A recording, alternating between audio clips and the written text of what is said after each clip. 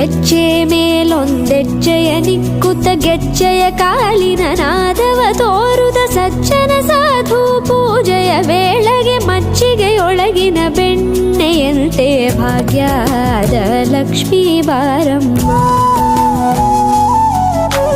ಹೆಜ್ಜೆ ಮೇಲೊಂದೆಜ್ಜೆಯ ನಿಕ್ಕುತ್ತ ಗೆಜ್ಜೆಯ ಕಾಲಿನ ನಾದವ ತೋರುದ ಸಜ್ಜನ ಸಾಧು ಪೂಜೆಯ ವೇಳೆಗೆ ಮಜ್ಜಿಗೆಯೊಳಗಿನ ಬೆಣ್ಣೆಯಂತೆ ಭಾಗ್ಯದ ಲಕ್ಷ್ಮೀ ಬಾರಮ್ಮ.